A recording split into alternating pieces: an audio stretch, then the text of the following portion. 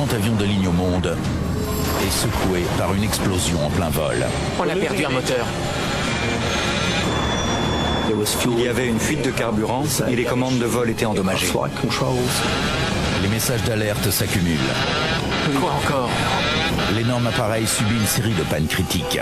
Qu'est-ce qui se passe? La vie des 440 passagers est en jeu.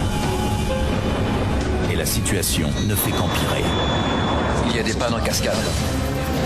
La piste est trop courte. Bon sang. C'était comme un exercice de simulateur, mais cauchemardesque.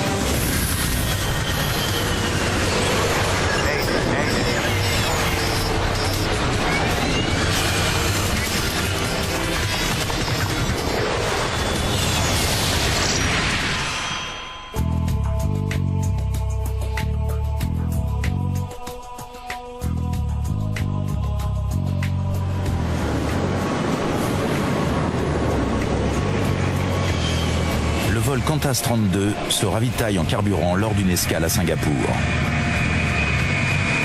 L'A380 de la compagnie australienne est à mi-chemin d'un vol marathon de 22 heures pour relier Londres à Sydney. Après 2 heures d'escale, l'équipage est presque prêt à redécoller. Très peu de pilotes sont formés sur l'A380. C'est une élite dont fait partie Richard de Crespigny, ancien pilote de chasse. Tout le monde est prêt? L'A380 est à la pointe de l'innovation, de l'automatisation et de l'excellence. C'est le plus gros appareil du monde et aussi le plus complexe.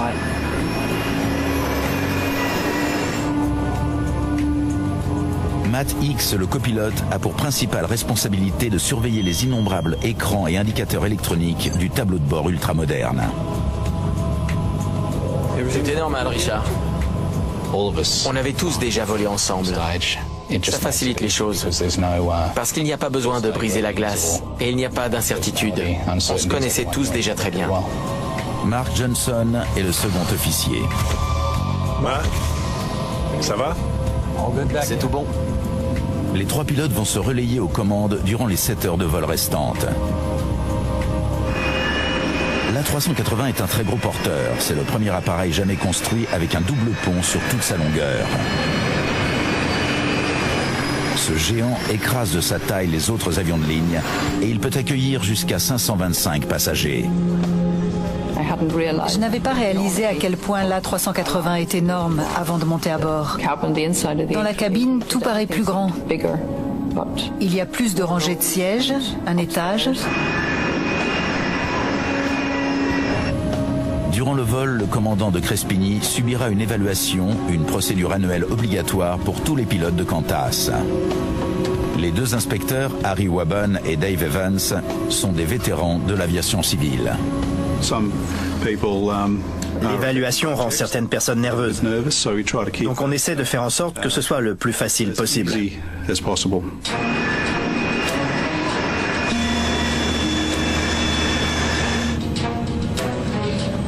Ok. Tout le monde est content? Comme il allait être évalué, Richard était un peu hésitant, bien sûr.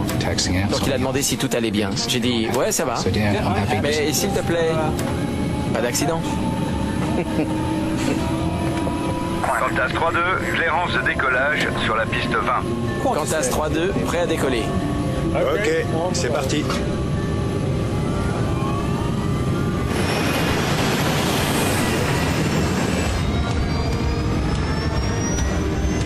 Poussée 80 nœuds.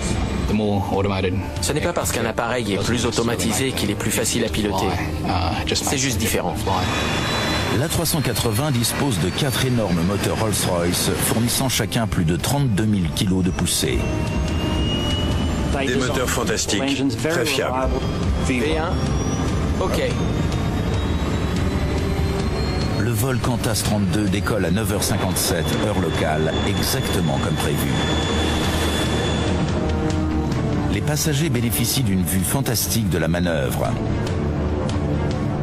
grâce à la caméra installée sur la queue de l'appareil.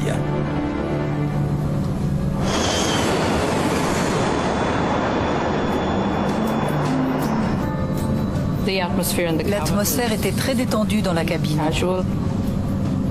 Depuis qu'on était installés dans nos sièges, tout le monde discutait. 250 000 capteurs veillent au bon fonctionnement de tous les systèmes de vol. Pilote automatique. On. L'A380 est de loin l'avion de ligne le plus automatisé. Checklist de montée. Commande automatique de poussée engagée. ICAM, OK. Le système ICAM pour Electronic Centralized Aircraft Monitoring, soit moniteur électronique centralisé, signale la moindre défaillance à l'équipage. Il est 10h01, à peine 4 minutes après le décollage.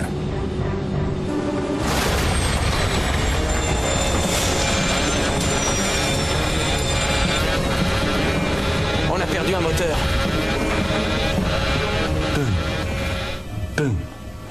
Comme une voiture qui pétarade. On a entendu le bruit d'une énorme explosion. Tout le monde s'est regardé. On se demandait ce que c'était. Et je crois que ma première pensée a été « Seigneur, peut-être que c'est la fin ». La première chose à laquelle on pense en cas d'explosion, c'est une panne moteur, avec peut-être des gros dégâts. On a perdu le numéro 2. Il faut maintenir l'altitude.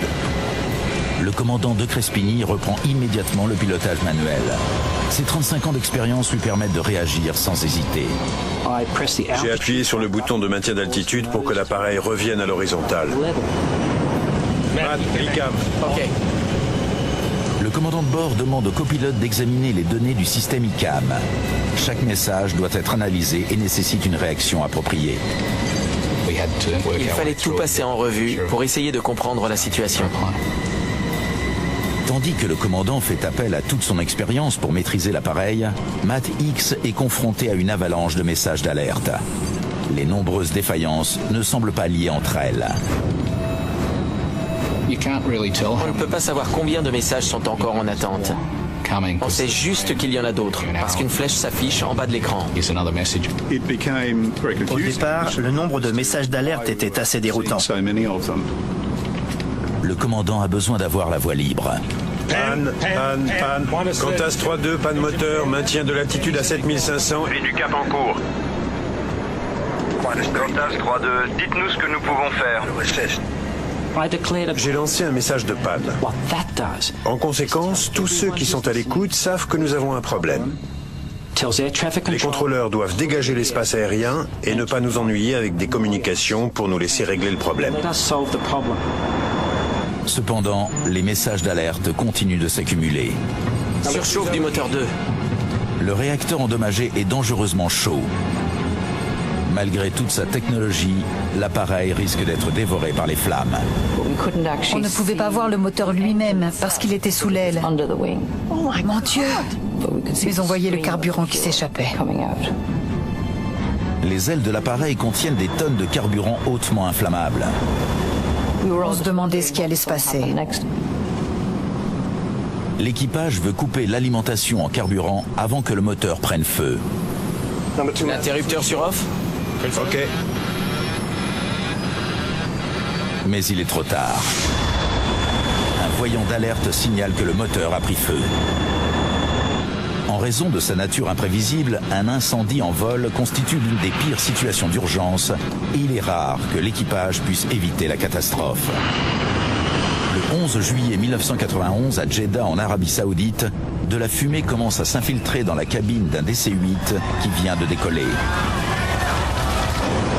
Tandis que les pilotes tentent de se poser, l'appareil est entièrement ravagé par les flammes. Il n'y a aucun survivant parmi les 261 personnes à bord. Pour l'équipage du vol Qantas 32, le seul espoir est d'activer les extincteurs à l'intérieur du réacteur en flammes. Extincteur sur numéro 2. OK. Les pilotes retiennent leur souffle. Le voyant s'est éteint. Je crois que c'est bon. Il me faut une confirmation. C'était stressant. C'était difficile. Si on avait eu un incendie sur l'aile pendant tout le vol, on aurait essayé de se poser rapidement, plutôt que de chercher à résoudre d'autres problèmes. Marion Carroll est assise au-dessus de l'aile gauche, ce qui lui permet de voir toute l'étendue des dégâts. Je pouvais voir qu'il y avait un trou dans l'aile causé par l'explosion. Et d'après ce que je voyais, c'était un gros trou d'1 mètre environ. Et il y avait des bouts de métal déchiquetés qui dépassaient. À 6300 km à Sydney, le centre opérationnel de la compagnie Qantas reçoit les données transmises en temps réel par l'appareil.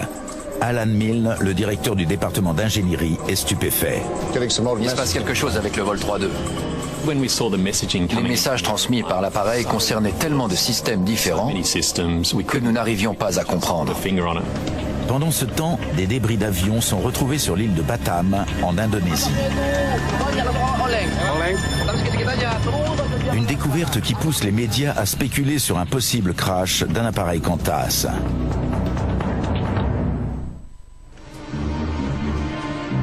Kevin Chapman est un enquêteur du ATSB, le Conseil australien de la sécurité des transports. Alerté par les rumeurs de crash, il comprend tout de suite que la situation est grave. L'ATSB a une cellule de veille médiatique et nous avons tout de suite su qu'il s'était passé quelque chose. Au départ, il était question d'un crash au large de l'Indonésie. Bon sang. Un A380 de Qantas s'est écrasé. Donc nous étions inquiets. Il est déjà arrivé que l'explosion d'un réacteur mène à la catastrophe. Le 19 juillet 1989, un DC-10 de United Airlines vole à destination de Chicago lorsque soudain le moteur monté sur l'empennage explose. Des débris endommagent les circuits hydrauliques des commandes, rendant l'appareil presque impossible à maîtriser. L'atterrissage en catastrophe à Sioux City dans l'Iowa fait 111 victimes sur les 296 personnes à bord.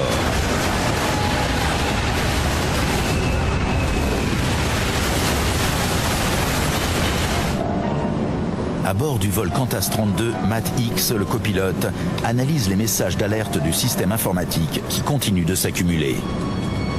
L'équipage doit gérer chaque panne l'une après l'autre.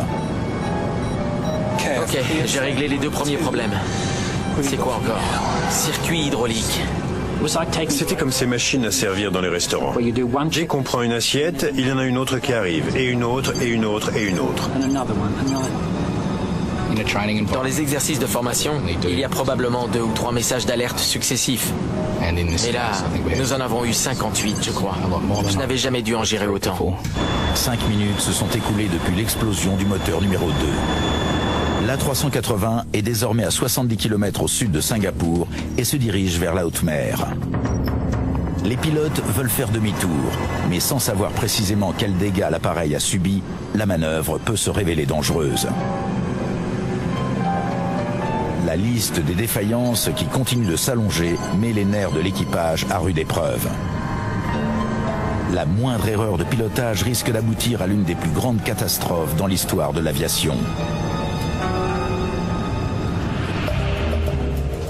Au centre opérationnel de Qantas, les ingénieurs tentent également de comprendre l'avalanche de messages d'alerte.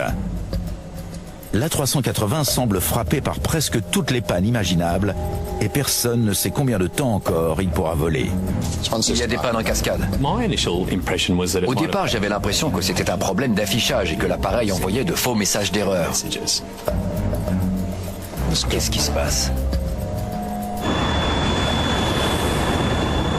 Circuit pneumatique, hydraulique, électrique, endommagé. Panne d'alimentation de l'aile gauche, volet, bec et aileron endommagés, mais encore opérationnel. Dave, je voudrais que tu informes les passagers de la situation.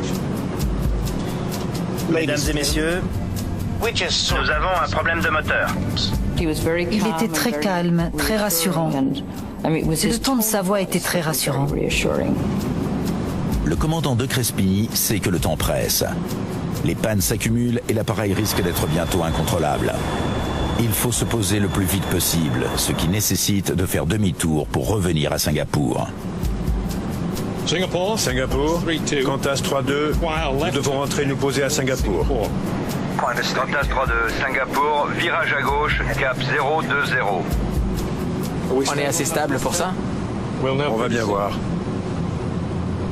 Sachant qu'il risque de perdre le contrôle de l'appareil à tout instant, le commandant entame le virage avec une prudence extrême.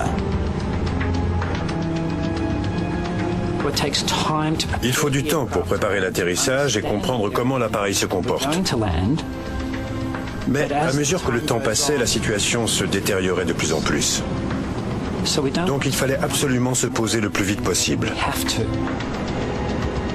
L'aéroport de Singapour est le plus grand dans un rayon de 350 km. Son énorme piste offre la meilleure chance de poser l'appareil en toute sécurité. La piste de Singapour fait 4 km de long. Et normalement, il faut 1800 mètres lorsque l'appareil a la masse maximale à l'atterrissage. Mais nous étions en surcharge de 40 tonnes. Le demi-tour se déroule sans incident, ce qui met les pilotes en confiance. L'énorme appareil ne semble pas entièrement hors de contrôle. Cependant, un atterrissage comporte bien plus de difficultés qu'un simple demi-tour. Les pilotes ont besoin d'en savoir plus sur les dégâts subis par l'appareil. Marc, tu peux aller voir l'aile? J'y vais. À partir du cockpit, on ne peut pas voir les ailes ni les moteurs. Donc il fallait que Marc nous fasse un compte-rendu. Au bout de quelques minutes, un des pilotes est sorti du cockpit et il a commencé à regarder à travers les hublots. Alors je l'ai appelé en disant « Venez à m'arranger, d'ici on voit très bien le trou dans l'aile ». Ce que découvre le second officier est extrêmement inquiétant. L'aile a été entièrement perforée par une explosion venant du dessous. La cause semble évidente, une explosion du moteur intérieur gauche. Et c'est grave ? Non, ne vous inquiétez pas.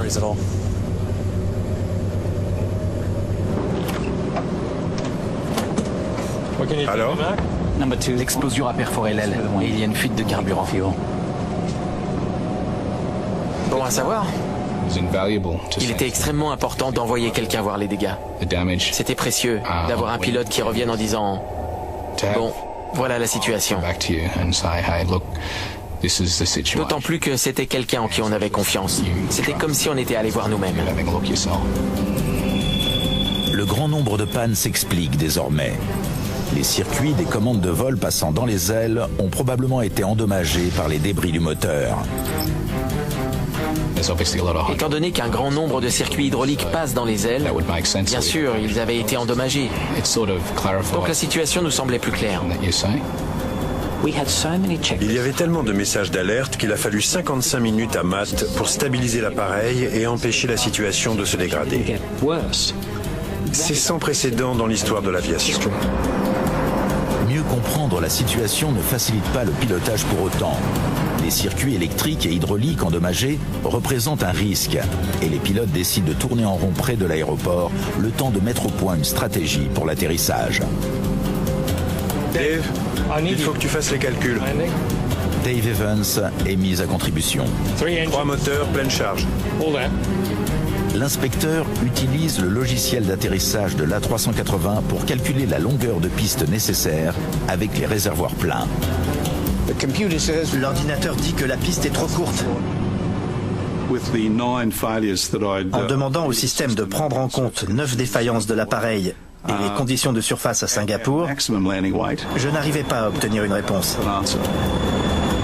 L'énorme appareil est en surcharge. Il n'a presque rien consommé des 105 tonnes de carburant embarqués pour le vol jusqu'à Sydney. On pourrait faire un largage? Bonne idée, mais les pompes ne marchent plus. Bon sang.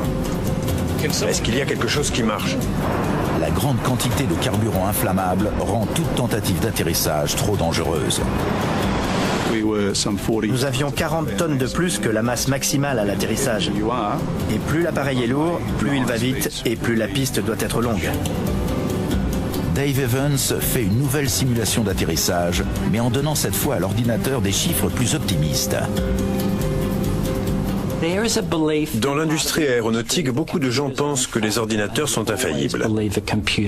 Mais si on a un ordinateur chez soi, on sait très bien que c'est faux. Ok. Ça a l'air faisable. Avec une marge de 139 mètres. Une marge de 139 mètres sur une piste de 4 km, ce n'est pas beaucoup. Mais c'est toujours mieux que d'avoir une piste trop courte de 139 mètres. Quelle vitesse d'approche? 146 nœuds. 146? C'est pas possible. C'est trop lent. Il nous a donné cette vitesse. J'allais la rentrer dans le calculateur de gestion de vol et tout à coup, j'ai pensé... Ce n'est pas possible, c'est trop lent. Il est crucial de maintenir la bonne vitesse lors de l'approche. Si l'appareil est trop lent, il risque de décrocher et de s'écraser. S'il est trop rapide, il risque de ne pas s'arrêter avant la fin de la piste. Avec 20 nœuds en plus, ça irait?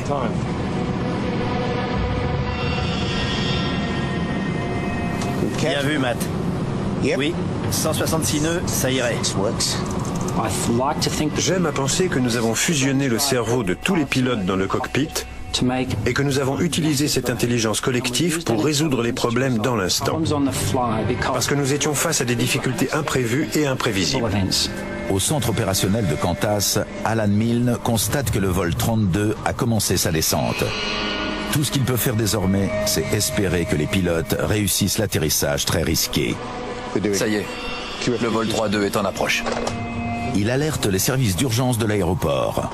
Le plus grand avion de ligne au monde va effectuer un atterrissage forcé et les vies de 469 personnes à bord sont en jeu.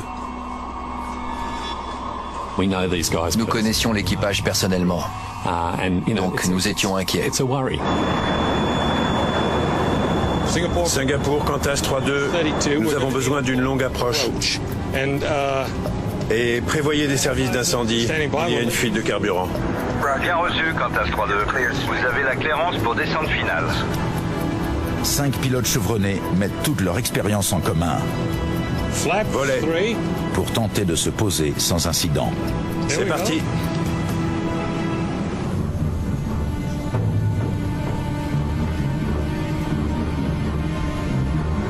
Le commandant ignore encore si l'appareil a la précision nécessaire pour un atterrissage. 4500 pieds. Il décide de vérifier avant qu'il ne soit trop tard. Vérification des commandes de vol. Lorsque les capacités aérodynamiques de l'appareil sont inconnues, il faut faire un test avant de se poser. C'est ce qu'on appelle la vérification des commandes de vol.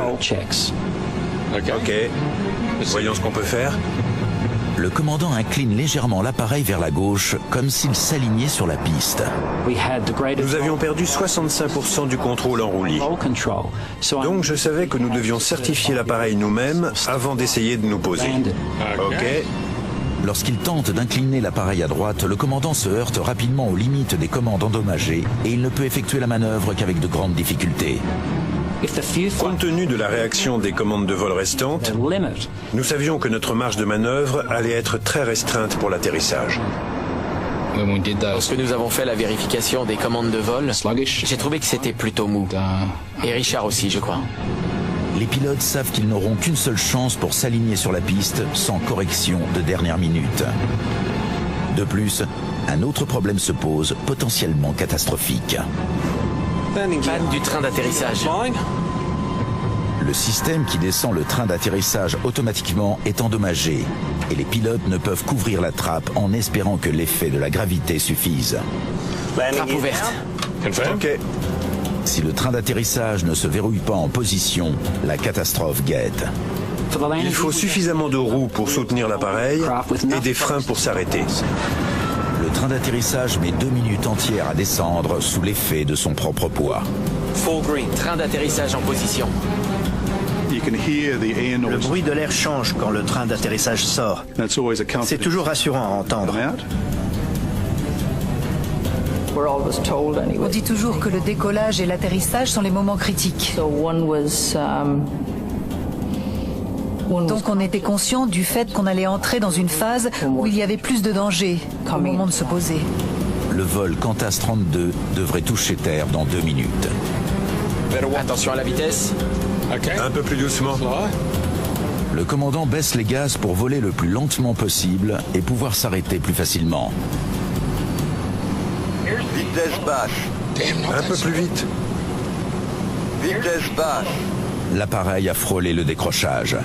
S'il ralentit encore, la portance deviendra insuffisante et il tombera comme une pierre.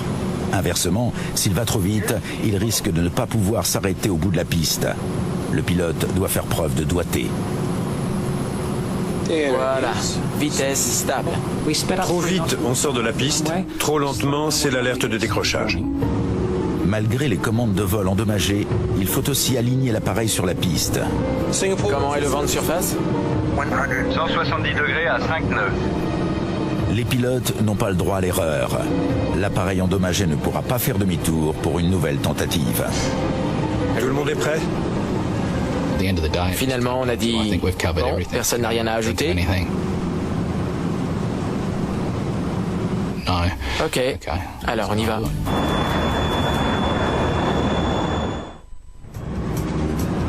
Les services d'incendie sont prêts? Affirmatif. 100. On pense à ses enfants, à sa femme. C'est normal. Et puis, on retrouve sa concentration. 50, 40, 30, 20. À quelques mètres du sol, l'alerte de décrochage se déclenche à nouveau. Là, je commence à me poser des questions. Est-ce que les performances sont correctes? On ne dirait pas. En tant que passager, on ne savait pas qu'il y avait autant de problèmes. Vitesse basse.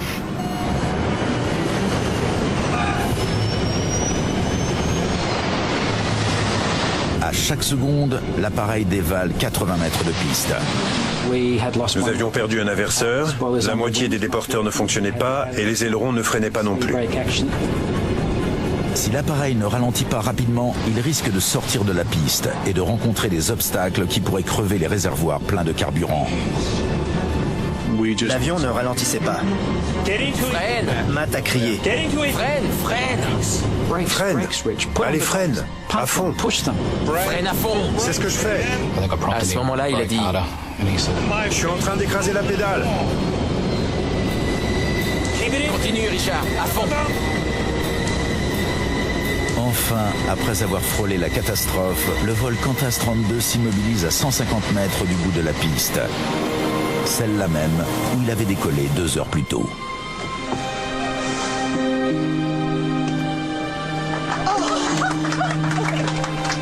Merci mon Dieu.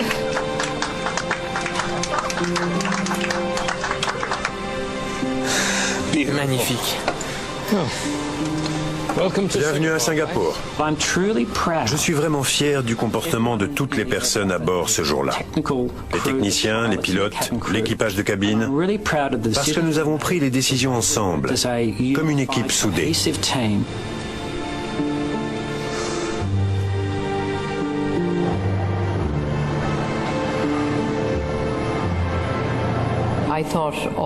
À ce moment-là, je me suis dit que le danger était passé.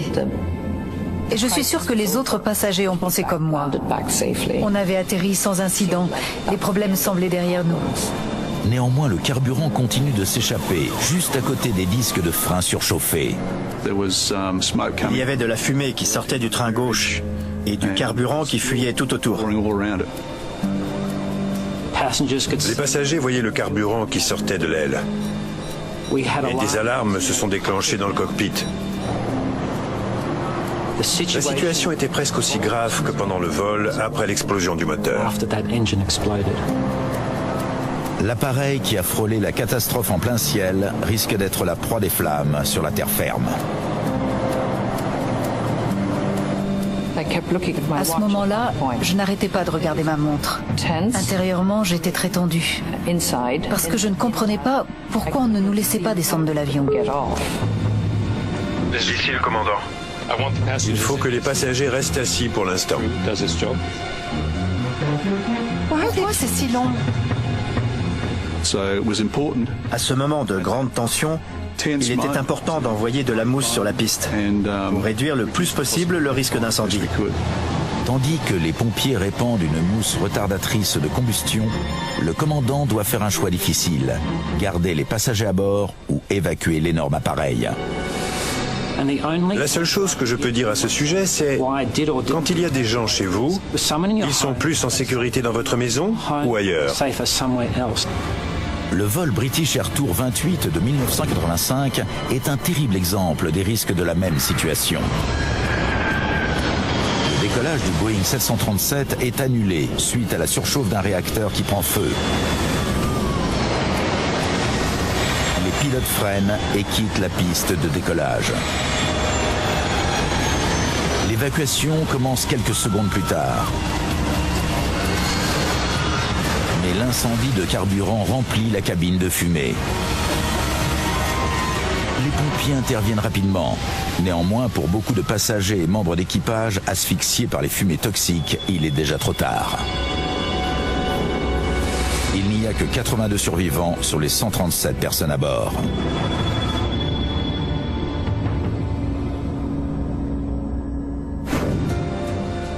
Le commandant de Crespigny sait que les 16 glissières de secours permettent d'évacuer l'appareil en 90 secondes. Mais il sait aussi que le prix à payer est élevé. 5 à 10% des passagers seraient gravement blessés. Quand l'évacuation commence, on ne peut plus l'arrêter. Nous avons décidé de garder les passagers à bord parce qu'à l'extérieur, c'était toxique. Le commandant estime que pour l'instant, les passagers seront plus en sécurité à bord que sur la piste trempée de carburant. Interrupteur général des moteurs. Les pilotes commencent la procédure d'arrêt des moteurs. Veuillez arrêter le moteur numéro 1. C'est alors que le capitaine des pompiers leur signale encore un nouveau problème. C'est fait, ils sont tous arrêtés. Il a raison. Le numéro 1 tourne toujours. Arrête-le. Hey, non. Ça marche pas. Les commandes permettant d'arrêter le moteur extérieur ont elles aussi été endommagées. Maintenant, il y a ce moteur qu'on n'arrive pas à arrêter. La situation devient de plus en plus dangereuse à l'extérieur. C'est complètement improbable. En fait, c'était comme un exercice de simulateur, mais cauchemardesque. Les pompiers ne peuvent intervenir tant que l'un des plus gros réacteurs au monde continue de tourner à quelques mètres. Alan Milne, le directeur du département d'ingénierie de Qantas à Sydney, est alors consulté. Envoyez de l'eau. Ils ont braqué un de leurs canons à eau droit sur le moteur. Et bien sûr, il ne faut pas oublier que ces moteurs sont conçus pour fonctionner en pleine tempête. Donc malgré tous leurs efforts, ils n'arrivaient pas à l'arrêter. Il faut 1 heure entière aux pompiers pour éliminer tout risque d'incendie de carburant en répandant suffisamment de mousse sur la piste. Des escaliers moins dangereux que les glissières sont mis en place. L'évacuation en urgence n'est désormais plus nécessaire. Mesdames et messieurs, Merci de votre coopération. Vous allez maintenant pouvoir débarquer. Les passagers peuvent finalement quitter l'appareil en toute sécurité.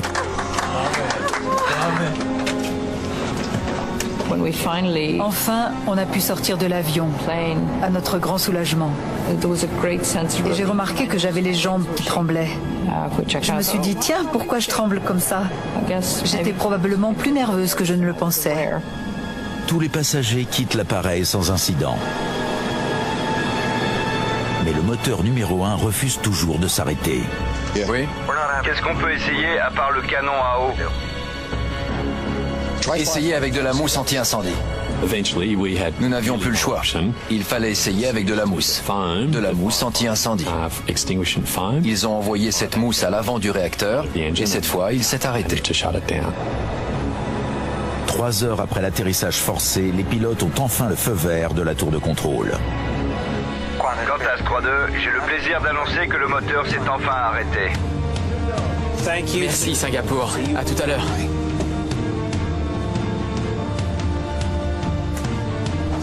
Bravo, beau boulot. Bravo, Marc.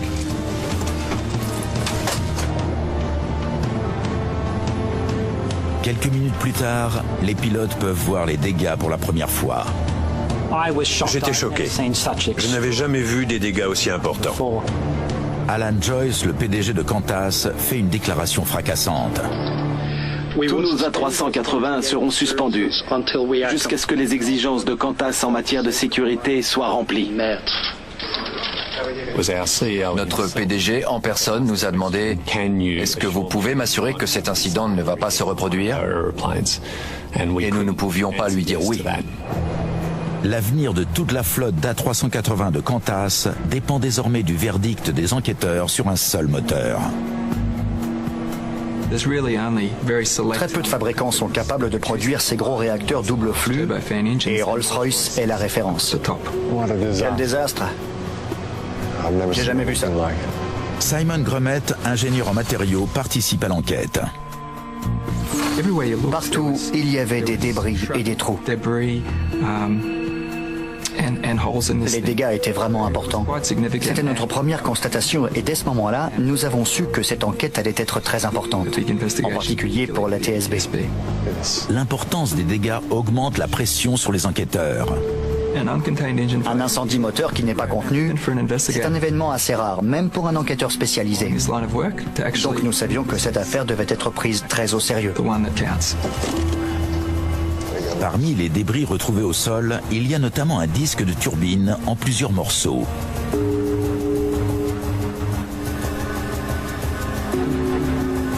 Cette pièce en alliage de nickel est pourtant l'une des plus solides de tout l'appareil. Il faut envoyer ça à Rolls-Royce. Nous savions qu'il y avait eu une défaillance d'un disque de turbine. Il restait à découvrir pourquoi. Le disque de 160 kg compte parmi les éléments essentiels du moteur. En tournant pour envoyer l'air dans la chambre de combustion, ces énormes aubes soufflantes peuvent atteindre la vitesse du son. Au laboratoire de Rolls-Royce, les ingénieurs remarquent une anomalie en comparant le disque à son dossier de fabrication. Le disque est anormalement grand, ce qui signifie qu'il a dû tourner à une vitesse presque inconcevable.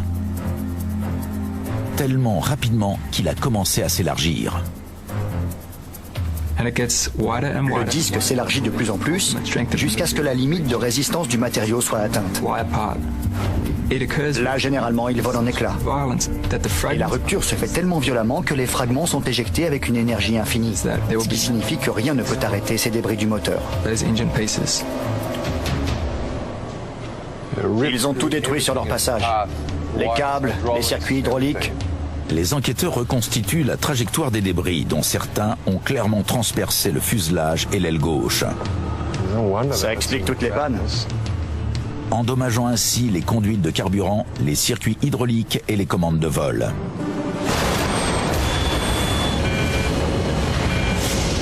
Les enquêteurs savent désormais pourquoi les messages d'alerte se sont accumulés après l'explosion du moteur. Néanmoins, il reste à savoir pourquoi le disque de turbine tournait aussi vite en premier lieu. Les enquêteurs commencent à démonter le réacteur, à la recherche d'une explication à cette défaillance catastrophique. Le disque s'était brisé parce qu'il tournait trop vite. Mais cela ne semblait pas lié à un problème de conception du disque lui-même. Nous avons donc reporté notre attention vers le moteur. Un indice important est découvert. Huile brûlée. Dans un moteur Rolls-Royce ? L'intérieur du moteur est noirci par les flammes et couvert de suie et d'huile.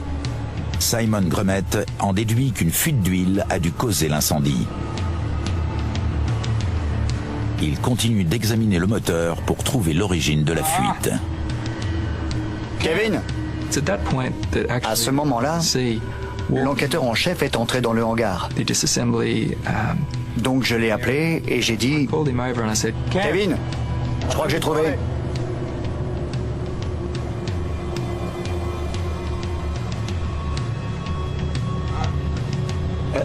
À cet instant, je me suis dit que c'était un moment très important de l'enquête. Un petit tuyau s'est rompu, déclenchant une fuite d'huile près du disque de turbine. La pièce qui a cédé est ce qu'on appelle un raccord d'huile. C'est ça qui a failli provoquer le crash d'un A380 ? Les enquêteurs pensent que l'huile s'échappant de la conduite a pris feu et que l'incendie aurait dépassé la température de 1000 degrés.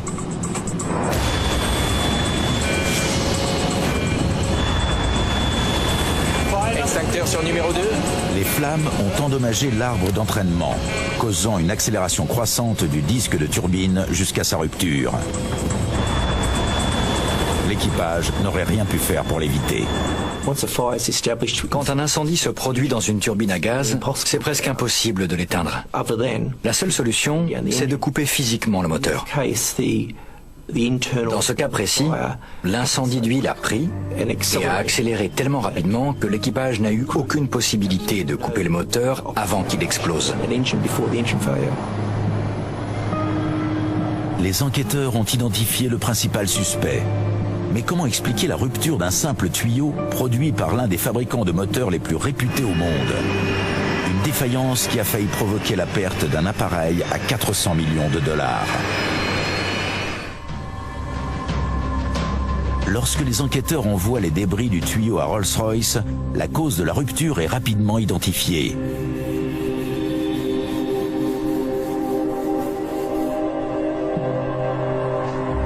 Un côté du tuyau est bien plus mince que l'autre.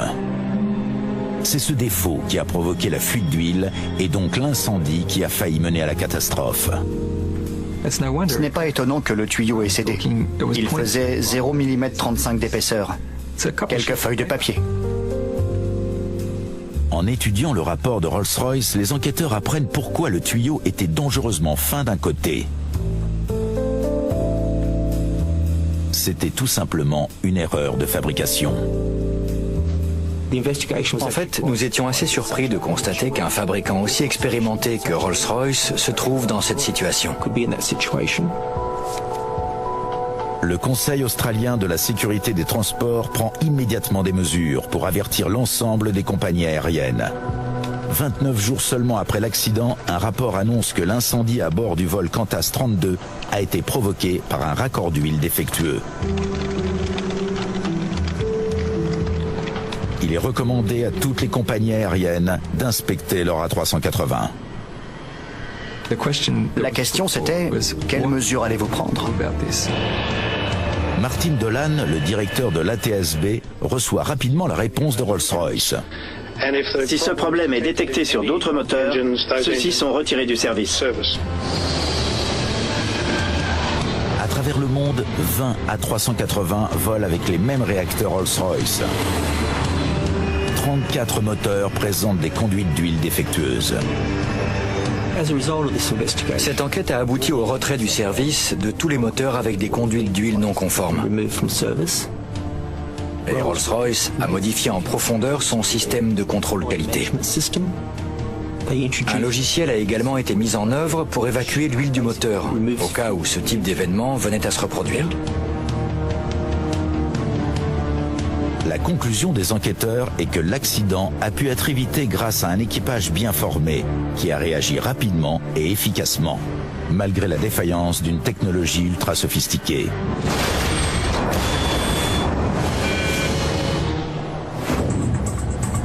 Matt Lickham. Il est resté calme. Il a suivi la procédure et nous avons fait la checklist. Quelle vitesse d'approche? 146 nœuds. Ce n'est pas possible. C'est trop lent. 20 nœuds en plus? 166, ça irait. À 146, ils auraient décroché. Et ça, c'était culotté. Vérification des commandes de vol. En testant les commandes avant d'essayer de se poser, Richard de Crespigny a pu recueillir des informations précieuses sur le comportement qu'allait avoir l'appareil au moment de l'atterrissage. Un sacré équipage. Un appareil moderne comme l'A380 est rempli de systèmes automatiques. Mais tous les systèmes automatiques peuvent tomber en panne. Donc l'intervention humaine sera toujours nécessaire. L'équipage a mis ses efforts en commun pour faire face à une situation difficile. Et ils ont réussi à la surmonter. L'important, ce n'est pas moi, le commandant du vol Qantas 32. Ce qui compte, c'est que depuis 110 ans, les pilotes partagent leurs compétences et leur expérience pour rendre les transports aériens plus sûrs. Et je pense que le vol Qantas 32 est à tous les points de vue une des plus belles pages de l'histoire de l'aviation.